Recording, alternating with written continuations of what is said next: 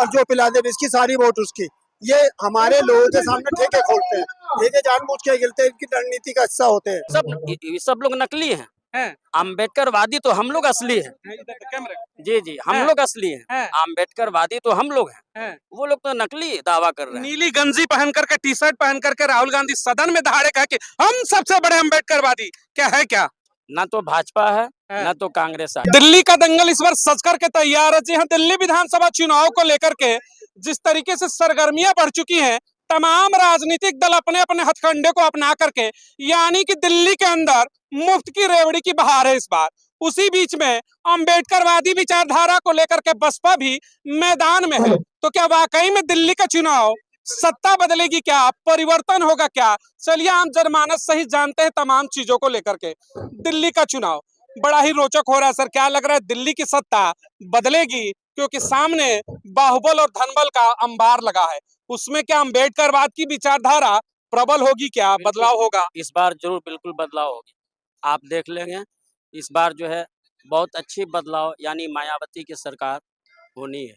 भरोसा है BSP supremo बहन मौती पर? जी जी बिल्कुल, क्योंकि वो गरीबों की नेता हैं, गरीबों की मसीहा हैं, गरीबों के बहुत सारा उन्होंने काम किया है। इसमें धनी और पूंजीपतियों की जरूरत नहीं है, इसमें गरीबों की जरूरत है। तो नकली अम्बेडकरवादी चेहरे भी तो हैं सरकारों में मौजूदा में, कहेंगे कि भाई हम सबसे बड़े अम्बेडकरवादी, तो हम अम्बेडकरवादी, उनको कैसे तोड़ पाएंगे? सब लोग नकली हैं।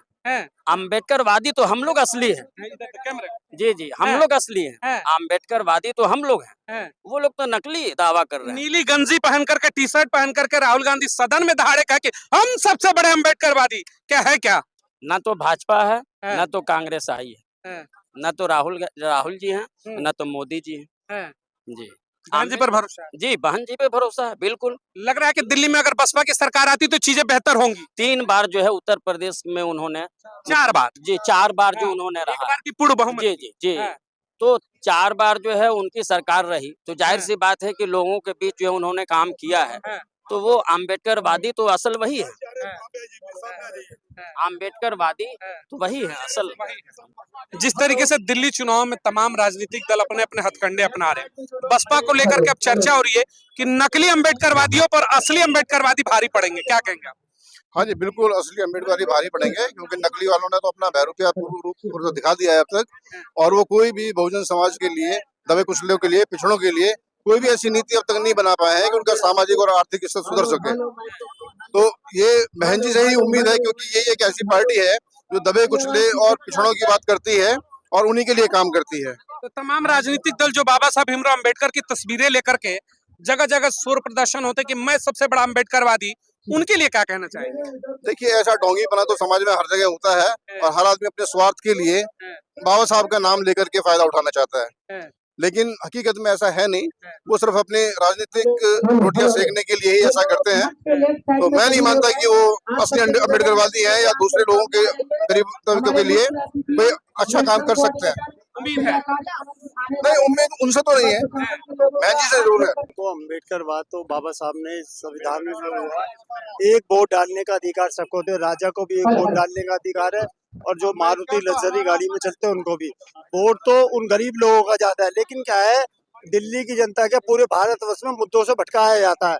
और जो आप हो ईमानदार मीडिया, लेकिन जो स्ट्रीम मीडिया, जो ऊपर वाली मीडिया है, ये सारे चैनल बिके हुए हैं। आप जमीन पे उतरे हो और जमीन पे जनता की सच्चाई दिखाते हो।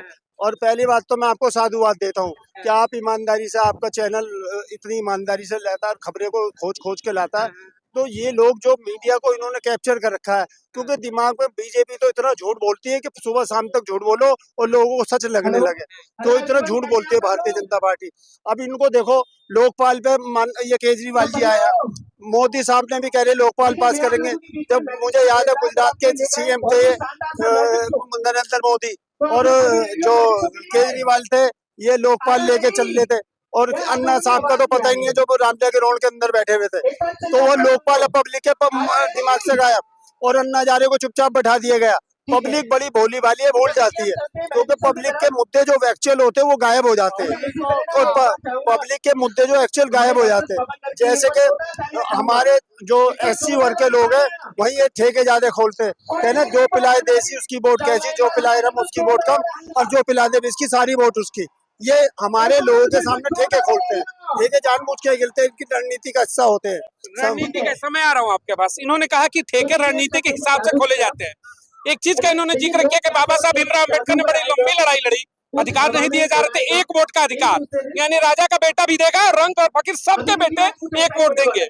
देंगे कैसे जब ठेके खोल करके आपको झुमा दिया जाएगा? मन में ऐसा है कि भाई साहब ने बहुत अच्छी बात की है कि ये हमारे वोट को जो पुए के उस पर पैसे के लालच में खरीद लेते हैं।